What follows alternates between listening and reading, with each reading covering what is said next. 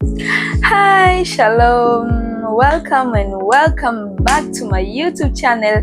If this is your first time, my name is Charity Msahala na tunakutana mahali hapa ili kusikia neno la Mungu, kujifunza vitu mbalimbali kuhusu Mungu na maisha yetu kwa ujumla. Na siku hii ya leo nimekuja kukuletea kitu ambacho Roho wa Mungu amekiachilia ndani yangu kushare pamoja nawe, na kitu hiki ni ushuhuda wangu binafsi. So let's get into the video.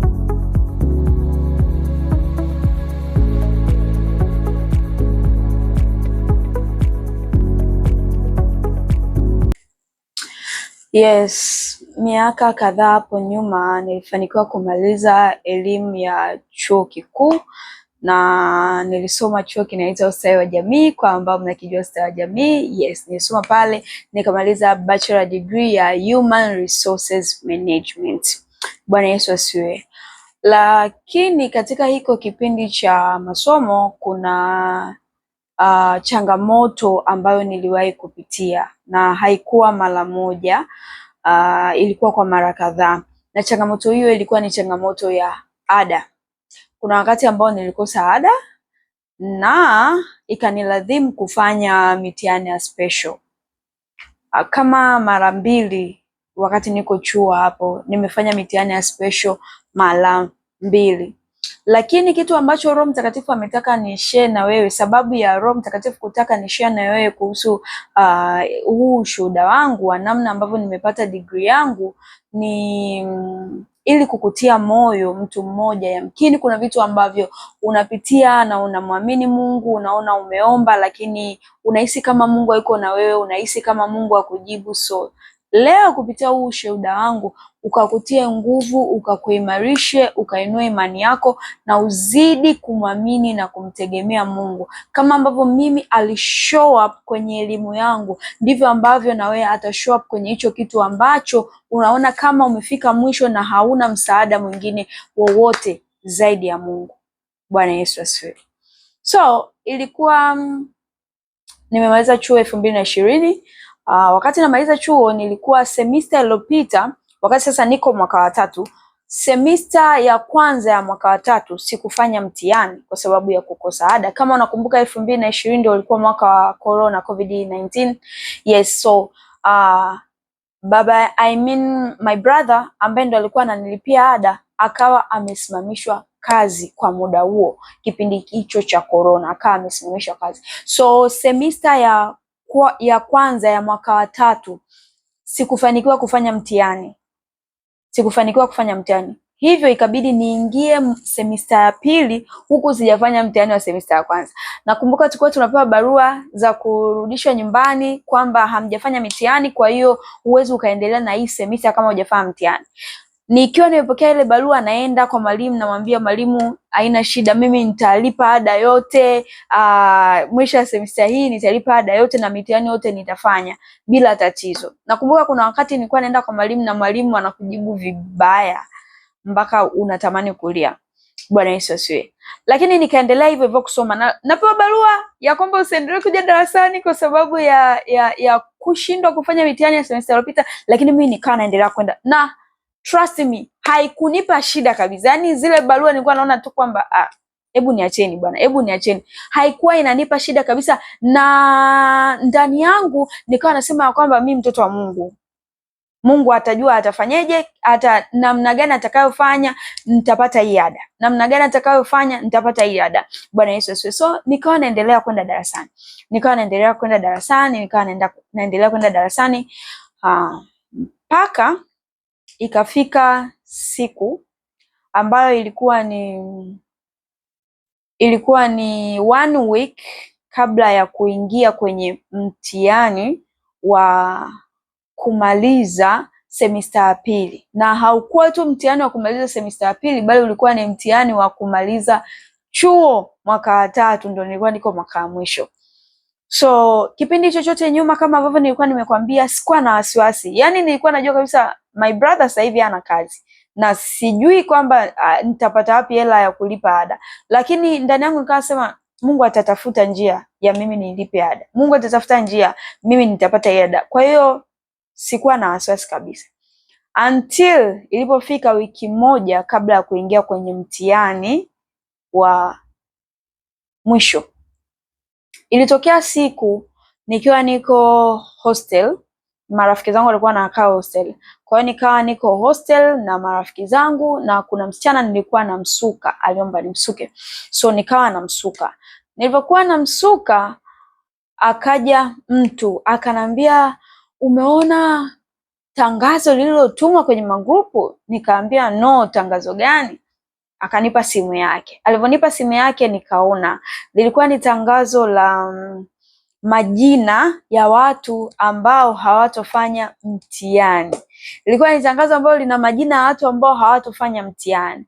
Na kumbuka lilikuwa na majina kama watu 17 hivi. Na kwenye mwaka wetu wa 3 tulikuwa tuko wawili tu ambao hatutofanya mtihani. Mimi pamoja na rafiki yangu anaitwa Lea. So mimi na Lea ndo majina yetu yalikuwa pale, na wao wengine walikuwa ni wa miaka mingine. Lakini kwa mwaka wa 3 wa HR tulikuwa mimi pamoja na Lea tu ndo ambao tumeandikiwa pale kwamba hatutafanya mitihani. Na wote tulikuwa hatujafanya mitihani kwa semester 2. Bwana Yesu asiwe. Kwa mara ya kwanza nilipoona ile message ni kama ilikuwa, yani ile message nilivyoisoma kupitia macho yangu, ile message ikaenda direct kwenye moyo wangu na kushut down kila kitu. Sijui kama unanielewa. Yani ile message ilifanya nikajisikia kwamba nimepoteza. Ile message ilinifanya nikajisikia ya kwamba sina tena tumaini. Yani kuisoma tu ile message, moyo wangu ukainama, nikawa mdhaifu, nikajisikia uchovu, nikajisikia unyonge, nikajisikia vibaya, nikajiona nimepoteza tumaini lote. Imagine huyu ni mtu ambaye alikuwa anaamini ya kwamba hii ada italipa tu. Hii ada, imagine 1 week kabla ya kuingia kwenye mtihani, bado nilikuwa nina hilo tumaini kwenye moyo wangu ya kwamba Mungu atafanya njia, Mungu atafanya njia, Mungu atafanya njia. Bwana Yesu asifiwe. Na imefika hiyo wiki, exactly that day, napokea hiyo message. Ghafla moyo wangu ukainama, nikapoteza tumaini, nikajiona kwamba kama sasa hakuna kitu ambacho ninaweza tena kufanya ili kuweza kulipa ada hii. Bwana Yesu asifiwe. Basi nakumbuka ndio nilikuwa ninamalizia kumsuka huyo binti ambaye nilikuwa namsuka. Baada ya kumaliza, huyo rafiki yangu Lea akaniambia, umeona zile message? Nikamwambia yes, nimeona hizo message. Akaniambia sasa tunafanyaje? Yani nikasema I don't know, sijui. Sasa mpaka hapo kidogo, yani najua sina tumaini, moyo wangu umeinama zaidi, lakini kidogo nikawa na hope ya kwamba at least tuko wawili niko na rafiki yangu, at least tuko wawili niko na rafiki yangu. Lakini haukupita muda mrefu, hata risaa alikuchukua, rafiki yangu akawa amelipiwa ada yote ya semester 2 aliyokuwa anadaiwa. Siku hiyo hiyo, haikupita hata risaa, akawa amelipiwa ada yote ya semester 2 ambayo alikuwa anadaiwa. Nakumbuka alikuwa kama 1,400,000 na 400,000, 500,000, 600,000, something like that. Sasa hapo ndo nilipokosa tumaini kabisa. Na unajua ile at least uko na mwenzio, unaona ya kwamba basi niko na mtu ambaye tunatiana moyo, lakini ghafla mwenzangu tena hayupo, ameshalipiwa na anaenda huko chuo kwenda kupeleka risiti za benki. Bwana Yesu asifiwe. Hapo ndipo nilipochoka zaidi.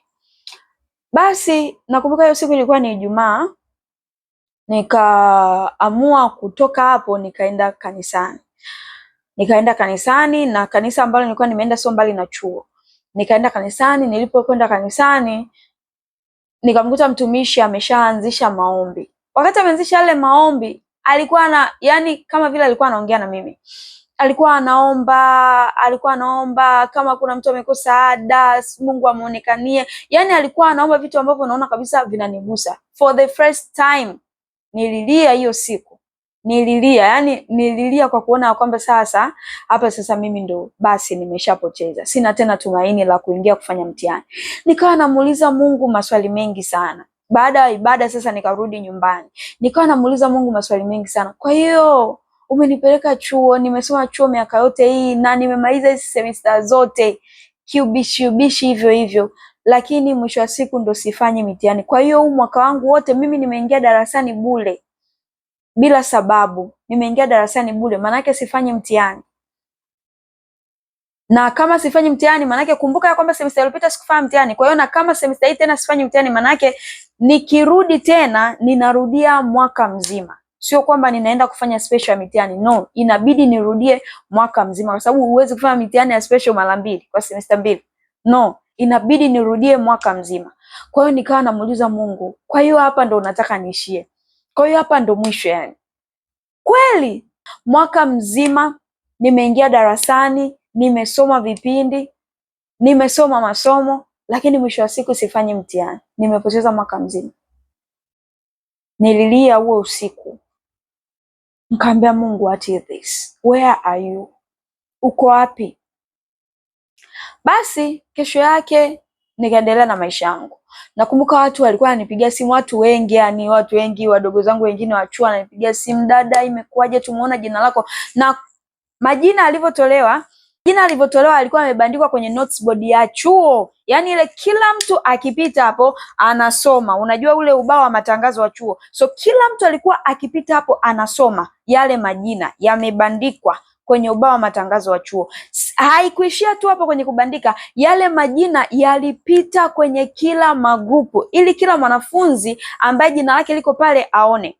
Yalipitishwa kwenye magrupu yote ya chuo. Imagine kuanzia certificate, diploma, degree, masters. Majina yalipita kote, kozi zote, magrupu yote, kuanzia first year certificate, second year diploma, diploma 1, diploma 2, degree, mwaka wa kwanza, mwaka wa pili, mwaka wa tatu, kozi zote zilizoko chuoni kwetu. Majina yakawa yanazunguka. Kwa hiyo watu wengi wakawa wanipigia simu, imekuaje? Kwa nini haufanyi mtihani? Umeona, mwisho wa siku sasa, kutokana na hizo mambo za watu kunipigia simu, na hawakuwa wananipigia kwa ubaya, walikuwa wananipigia kwa upendo kabisa, kujua kwamba kimetokea nini, kwa nini imekuwa hivyo. Lakini sasa ile issue ikawa mimi inanisumbua, na kilichokuwa kinanifanya kile kitu kinanisumbua ni ile ya kwamba kunionea huruma. Yaani watu wakawa wananionea huruma. Sasa mimi nikawa nasema, mbona hawa watu hichi kitu ambacho wanakifanya kinasababisha mimi moyo wangu unazidi kudidimia, kinasababisha mimi moyo wangu nizidi kujiona mnyonge kutokana na ile pole dada, pole utapata. So, walikuwa wananitia moyo kweli, lakini mimi sasa zile simu za mara kwa mara, zile message za mara kwa mara zikawa zinanifanya nazidi kuwa mnyonge. Mwisho wa siku nikasema no. I can't. Siwezi kufanya hivi. Nikachukua simu yangu nikazima simu na sikwenda chuo. Nikazima simu na siku zilizobaki mpaka kufikia siku ya mtihani sikwenda chuo. Nikawa niko nyumbani. So marafiki zangu wakawa wananitafuta, imekuaje? Kwa nini hupokei simu? By that time, Siara wa darasani kwetu, sitomsahau kaka, anaitwa Charles. Siara wa darasani kwetu akaenda darasani akatoa tangazo ya kwamba mmeona kwenye majina kuna mwenzetu mmoja ambaye tunasoma naye darasani hafanyi mtihani. Walikuwa wawili lakini mwenzie ameshalipiwa ada, amebakia yeye, na haiwezekani ya kwamba tumeanza wote chuo mpaka sasa hivi tuko mwaka wa mwisho, semester ya mwisho, alafu mwenzetu asifanye mtihani. Kwa hiyo ninaomba kila mtu atoe mchango.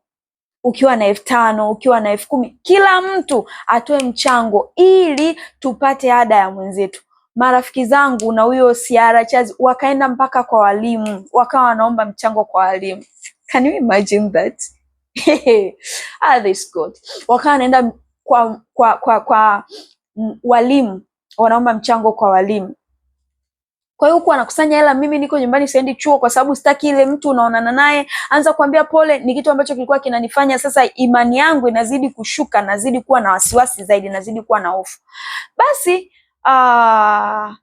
kama siku 2 hivi baadaye nikapigiwa simu na dada dada yangu akanipigia simu akanambia, pole, nimesikia kuna jambo hili na hili. Nikamwambia yes, hilo jambo lipo. Akanambia unadaiwa shilingi ngapi? Nikamwambia nadaiwa 1,400,000 na 400,000 au 600,000, kilikuwa kitu kama hicho, sikumbuki vizuri. Nikamwambia nadaiwa kiasi hicho. Akanambia okay, na mtihani mnaanza lini? Nikamwambia mtihani tunaanza, I remember mtihani tulikuwa tunaanza Jumanne, na hiyo siku ambayo ananitafuta ilikuwa Jumanne au Jumatano, zilikuwa zimebakia kama siku 3 hivi. Bwana Yesu asifiwe. So nikamwambia kwamba tunaingia kufanya mtihani hiyo Jumanne. Akanambia okay, ngoja tuangalie. Basi, na ni mtu ambaye nilikuwa sijaongea naye kwa muda mrefu sana, lakini mimi mwenyewe nilishangaa kwamba amepataje taarifa, yani hizo taarifa amezitoa wapi, kwa sababu sikuwa nimemwambia ndugu yangu zaidi ya my brother and my father, ndio nilikuwa nimemwambia kwamba kuna issue hii na hii. Ndugu zangu wengine wote sikuwa nimemwambia. So wakati nashangaa huyo ametoa wapi taarifa, nikaja kujua kwamba kuna binti ambaye nilikuwa ninasoma naye chuo darasa moja. Huyo binti anajuana na dada yangu, yani dada yangu ameolewa na ndugu yake. So akitoka hostel akirudi nyumbani ndo anafikia hapo kwa dada yangu na huyo ndugu yake ambaye amemoa dada yangu mimi. Bwana Yesu asifiwe. So alivyoona jina langu akapiga picha akamtumia huyo dada yangu, akamwambia kwamba kuna hichi na hichi kinaendelea na tuko mwaka wa mwisho na jina lake limetoka kwamba hataweza kufanya mtihani, sijui mtafanyeje jamani, ili aweze kufanya mtihani. Kwa hiyo yule dada yangu akatafuta sasa ndugu zangu wengine akawaambia. Kwa hiyo akasema okay, basi ngoja tuone mtu mwenye chochote hapa aeke hela ili huyu mtoto alipiwe ada. Kwa hiyo huku ndugu zangu wanatoa hela ili nilipiwe ada, huku darasani kwetu, darasa zima, siara wangu anakusanya mchango kwa ajili ya mimi kulipiwa ada mpaka kwa walimu. Bwana Yesu asifiwe. Marafiki zangu wanakusanya mchango ili niweze kulipiwa ada. Muda huo wote mimi niko nyumbani, sijaenda chuo. Yani nilikuwa machozi yaliacha, yani nilikuwa siwezi kuomba, siwezi kulia, nikawa tu naeka nyimbo za kuabudu. Nakumbuka nilikuwa nasikiliza sana nyimbo ya viti havifai tena, ndio wimbo ambao ulikuwa unalia in my spirit. Viti havifai tena, wanainama mbele zako, wanazitoa taji zao. Oh my goodness, those days mpaka muda imebaki kuwa story na ushuhuda. Namshukuru sana Mungu. Lakini kipindi ambacho ilikuwa ndio hiyo situation inanitokea, it wasn't easy. Haikuwa rahisi, yani haikuwa rahisi kabisa. Basi huo ndio wimbo ambao nilikuwa naweka hapo, na lala chini na abudu, siombi, nilikuwa tu nimekaa. Lakini huo muda ambao mimi silii wala siombi, kuna watu tofauti ambao walikuwa wanasimama kuniombea. Can you imagine? Kuna watu ambao wao wanasimama kuchangisha michango ya ada darasani. Huku kuna ndugu zangu ambao wanaulizana, wewe utatoa shilingi ngapi ili ikamilike hii hela. Huku kuna watu ambao wao wanasimama kwenye ulimwengu wa roho kuniombea. Yani sijui nikwambieje hicho kipindi. Na huu ndo uzuri wa kutembea na Mungu. I'm telling you. Huu ndo uzuri wa kutembea na Mungu. Kuna wakati ambao utapitia vitu, utachoka, lakini Mungu atainua watu, Mungu atasimamisha watu wa kukuombea ili wewe usimame imara. Bwana Yesu asifiwe. Basi nikaja nikapigiwa simu na huyo siara wangu. Akanambia uko wapi? Mbona huji chuo kabisa? Nikamwambia nitakuja. Akanambia njoo chuo, kuna vitu vinaendelea hivi na hivi. Akanambia sisi tumepata kiasi fulani na kiasi fulani. Nikamwambia akanambia yes, tulikuwa tunachangisha, watu wamejitolea, watu wametoa, kwa hiyo kimepatikana kiasi hiki na hiki. Kwa hiyo ninakuomba uje chuo, hata kama hakijakamilika chote, lakini hiki ndio kilichopatikana. So huo muda ikawa imepatikana, sikumbuki exactly ilikuwa ni shilingi ngapi, kama 500,000 hivi. Alafu huku sasa yule dadangu akanitafuta, akanipigia simu, akanambia huyu rafiki yako, huyo msichana ambaye sasa ndo nilikuwa nasoma naye, ambaye alimtumia hiyo picha picha ya jina langu lilipokuwa limepostiwa kwenye notice board, akamtumia huyo sister yangu. Akanambia kwamba huyo sister yangu sasa akawa ananiambia huyu mwenzio amesema kwamba darasani pia watu wanachanga. Nikamwambia yes, nimeambia hivyo. Akamwambia okay, darasani kwenu ameniambia kimepatikana kiasi hiki, kilikuwa kama 500,000. Nikamwambia yes, mimi pia nimeambiwa hivyo, lakini sijaona bado. Akanambia okay, basi kama hiyo 500,000 ina maana kwenye ile pesa imepungua kama 800,000, kama 900,000. Yes, kama 900,000. Na wao by that time walikuwa wamepata 600,000. Kwa hiyo wakanitumia ile 600,000. Aliponitumia ile 600,000, kuna dada yake rafiki yangu mmoja akanipigia simu, ananiambia Charity, nimesikia kuna hiki na hiki. Nikamwambia yes. Akanitumia hela, akanitumia 100,000. Nakumbuka dada yake rafiki yangu tena mwingine. Oh my god. Oh my goodness, I feel like crying. Yes. God is so good. God is so good. God is so good. I'm telling you. God is so good. Yes, dada yake rafiki yangu, yani nilikuwa marafiki zangu, ndugu zao, marafiki zangu, wazazi wao walikuwa wananifahamu na dada zao walikuwa wananifahamu. Kwa hiyo nilikuwa najulikana na ndugu zao, marafiki zangu, kwa sababu yani labda kama kuna issue ya marafiki zangu nakuwa na show up nyumbani kwao hivyo. Kwa hiyo nikawa najulikana hata na ndugu zao kwenye vitu kama hivyo. Kwa hiyo alivyosikia situation yangu, kila mtu alikuwa yuko tayari kujitoa for charity. Kila mtu alikuwa yuko tayari kujitoa for charity. Wakatoa. Kila mtu akawa anatoa kiasi chake. Nakumbuka kiasi cha mwisho ambacho kilikuwa kimebaki ilikuwa kama 200,000. Akanipigia simu, kuna dada mwingine mmoja akanipigia simu, akanambia huu ndo mchango wangu. Akanitumia na ndio ilikuwa imebakia hiyo 200,000. Akanitumia, sikuamini. Nikaambia asante. Basi nikafanikiwa kupata ile ada yote, ilikuwa 1,600,000 au 1,400,000. Nikafanikiwa kupata ile ada yote finally. Nakumbuka Jumamosi ambayo sasa ndo Jumanne yake tunaingia kwenye mtihani, ndo ada ikawa imekamilika yote. Na hiyo siku nilikuwa ninaenda kwenye charity. Rafiki yangu Happy alikuwa ameandaa charity. Nakumbuka tena ilikuwa ni birthday ya mtu ambaye tulikuwa naye kwenye group la Warrior Ladies, anaitwa Maria. Ilikuwa ni birthday ya Maria. Kwa hiyo tukao tunasema kwamba tunaenda kwenye kituo cha watoto yatima kumsindikiza Maria kwa ajili ya kwenda kuwaona nao watoto na kuwapelekea vitu. So nika huku na stress zangu za ada, kwa sababu by that time wakati napanga na mimi kwenda kwenye charity, sikuwa na uhakika ya kwamba hela itapatikana yote ada, lakini still nikasema kwamba kwenye hii charity nitaenda. Kwa hiyo siku sasa Jumamosi ndio ifika siku ya charity, najiandaa. Tiara wangu akanipigia simu, akaniambia naomba nikuone sasa hivi. Nikamwambia okay. Kwa hiyo nikaa tayari nimeshavaa, nikaenda chuo, kwa sababu na watu wengine pia tulikuwa tunakutana nao chuo wa kwenda kwenye hiyo charity. Nikaenda chuo, nikakutana naye, akanipa risiti za ada ambazo wao walikuwa wamelipa, na pamoja na wale ndugu zangu walizokuwa, huyo dadangu wakawa wametuma, kwa hiyo zikawa zimelipwa pia.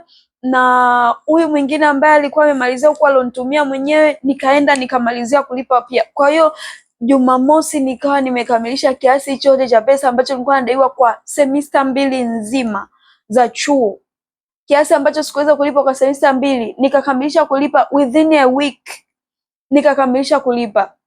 Nikaenda kwenye charity nikiwa na furaha. Nakumbuka kulikuwa kuna msichana mmoja ambaye alikuwa ni SP wangu kwenye hilo grupu. Tulikuwa tuna Warrior Ladies Ministry. Tulikuwa tuna kitu tunaita secret prayer. Yaani unakuwa una mtu ambaye unamuombea. Unakuwa na mtu ambaye unamuombea for 2 months.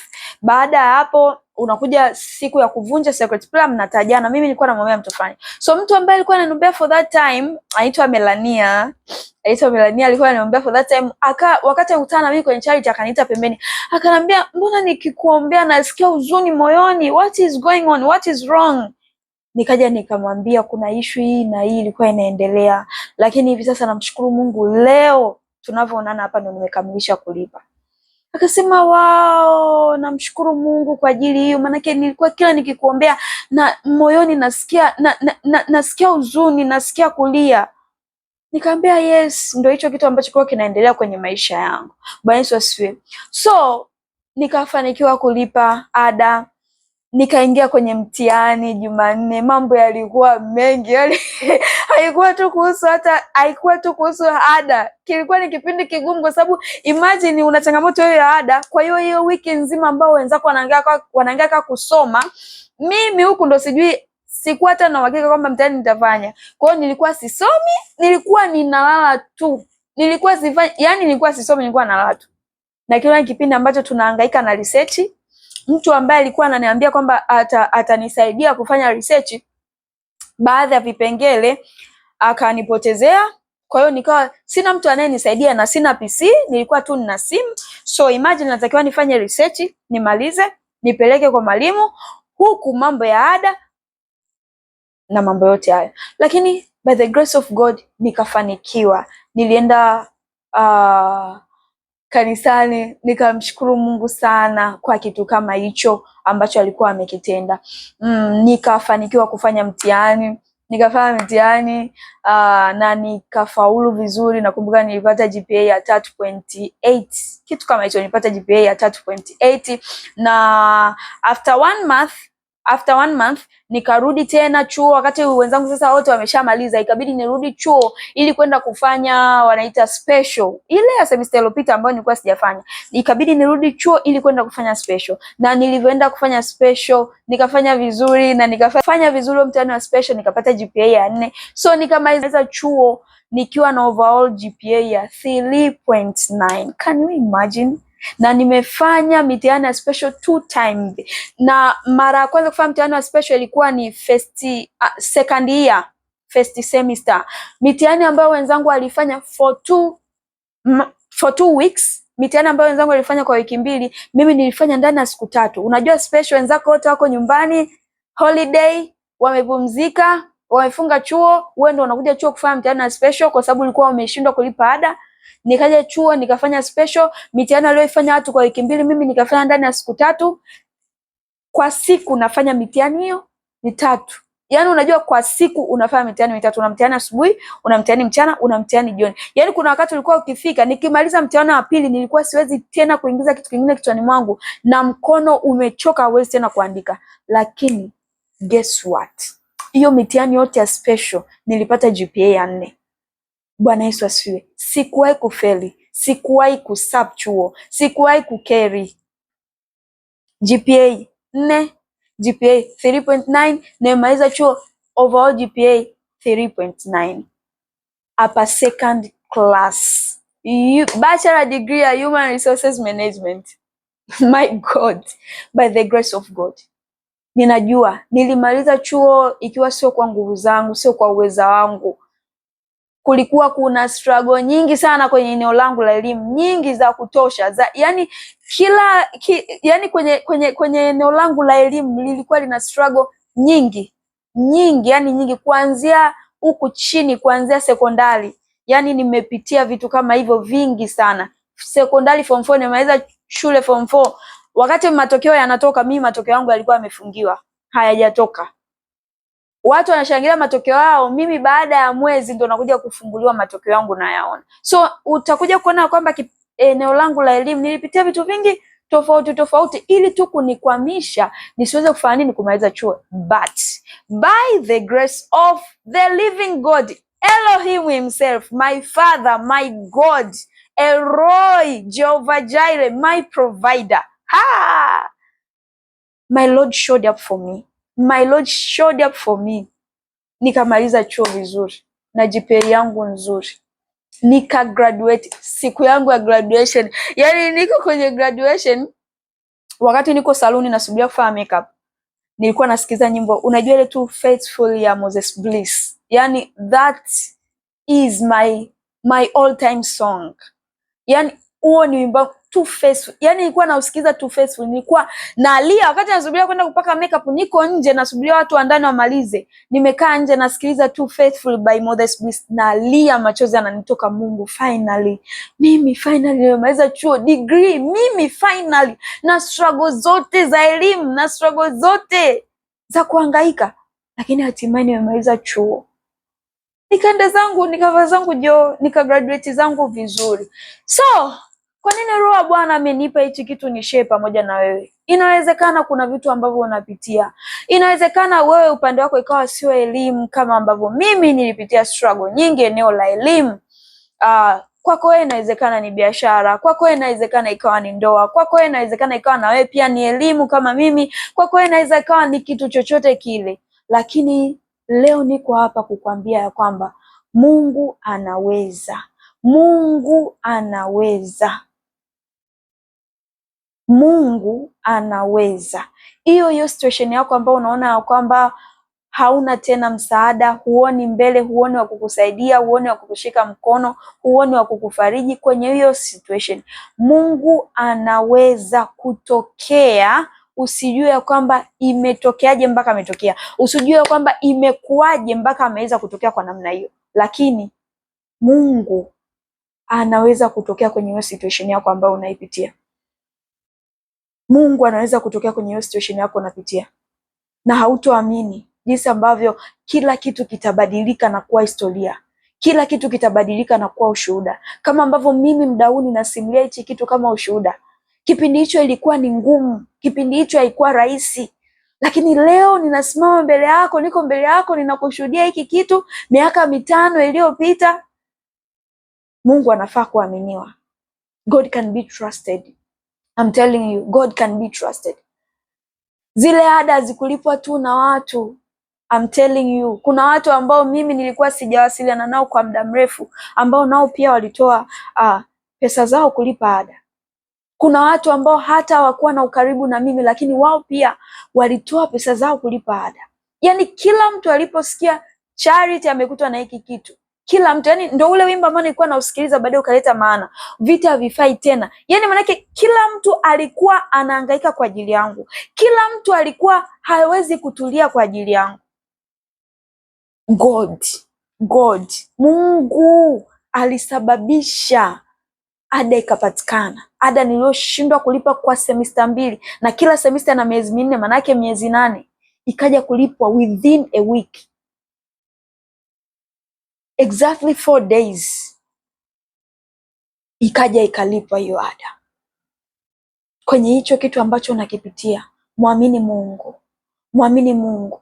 Ndio maana kila wakati ninapenda kuwasihi mabinti, ninapenda kuwasihi vijana, ninapenda kumsihi mtu yoyote ule. Yani wewe ng'ang'ana na Mungu. Katika situation yoyote ile ya maisha unayopitia, I'm telling you, ng'ang'ana na Mungu. Mungu amewahi kushop kwenye vipindi tofauti tofauti vya maisha yangu. Kipindi ambacho yani mbele sioni kama ninaweza kutoka kwenye hii issue. Lakini huo ndo muda ambao Mungu ana show up. Huo ndo muda ambao Mungu anatokea, anajitukuza, anainua watu, anasimama na wewe. Huo muda, I'm telling you. Mtumainie Mungu, ng'ang'ana na Mungu, omba, kuwa na mahusiano binafsi na Mungu. Ukiwa na mahusiano binafsi na Mungu unakuwa na confidence. Kama ambavyo nimekwambia kwamba mimi ile wiki ya mwisho ndo baada ya kuona ile message sasa ndo nikawa na hofu, nikawa na wasiwasi. Lakini hapo nyuma nilikuwa na uhakika. Kwa sababu gani? Kwa sababu nilikuwa niko na Mungu. Confidence yangu ilikuwa haitoki sehemu nyingine yote ile, but from God, kwa sababu najua mimi ni mtoto wa Mungu, ninaomba, nina mahusiano na Mungu, ninaenda kanisani, ninafunga, ninatoa sadaka. Yani achana na hayo mengine yote, lakini nina mahusiano na Mungu. Mahusiano na Mungu ninayo. Ni kitu ambacho nilikuwa ninakijua ninacho. So hicho ndio kitu ambacho kilikuwa kinanipa confidence ya kwamba Mungu, mimi mtoto wako Bwana. Mungu, alafu mimi kuna watu wengine ambao ninawahudumia. By that time ndo kwanza nimeanza tu huduma na wasaidia wanafunzi wenzangu. Nikiona vitu nawaombea watu huku behind the scene, nawaombea watu kibao behind the scene. So hicho kitu kilikuwa kinanipa confidence ya kujua kwamba my God will show up. Mungu wangu ataonekana. Na at the end of the day, akashow up. kwenye vitu vingi. Yani hata ukitoka kwenye hilo jambo la ada, kupata tu nguo zangu, kupata joho yenyewe ilikuwa changamoto. Siku ambayo ya mwisho kulipia joho, ndo mimi kwanza siku 2 kabla nina hela ya kulipia joho kwenye simu, line yangu ikaacha kufanya kazi. Na ndo nilikuwa na hela tu hiyo 50,000 kulipia joho, line yangu ikaacha kufanya kazi. Siku ya mwisho ya kulipia joho nakumbuka ilikuwa Jumamosi. Nikasema Mungu utajua namna atakavyofanya. Mimi sina hela nyingine zaidi ya hii, na saizi nikimwambia babangu hapa hii hela eti line haifanyi kazi, hatonielewa. Hiyo siku Jumamosi ndo siku ya mwisho, nikaenda kwenye charity. Line yangu ikaanza kufanya kazi nikiwa kwenye charity. My friend, when I am telling you, uwe na Mungu, mtumikie Mungu kwa namna yote ile unayoweza. My friend, serve God. Have relationship with God. Usimwache Mungu. Kila chance unayopata kumtumikia Mungu ina malipo mbele. Hata kama hutaiona hapo mbele, utakuja kuona kuna siku utahitaji kitu, na Mungu atakumbuka binti yangu alifanya hichi, na Mungu atakumbuka binti yangu alishow up hapa, na Mungu atakumbuka binti yangu alimwombea mtu fulani. Huo mwaka nakumbuka ndio ulikuwa mwaka wanaita nini, corona. Nilifunga kwa ajili ya a certain church. Nilifunga kwa ajili ya kanisa moja hivi ambalo lilikuwa lina ibada za kila jioni, na tulikuwa tunaenda kama wanafunzi kwenye hilo kanisa. Alafu ghafla kwa ajili ya corona, unakumbuka kanisa yakawa yamefungwa, kukaa kumefungwa. Kwa hiyo nikawa na shauku kanisa linafunguliwa lini. Mungu akanipa instruction ya kufunga 40 days for that church ili liweze kufunguliwa. Na guess what? Nikafunga 40 days. Sinywi maji.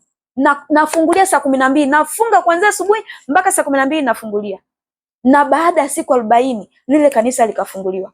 Alafu mbele ndo jina langu linakuja kutoka kwamba sitofanya mtihani. Kwa nini Mungu asishow up kwa ajili yangu? Mungu akaonekana. So I am here to tell you, usivunjike moyo. Kama una kitu chochote kile unakipitia, muamini Mungu, kuwa na mahusiano imara na Mungu, ombea watu wengine, save God kila unapopata chance, na one day God will show up for you. Mungu akubariki sana. This is Prophetess Charity. Tukutane tena on my next video. Shalom.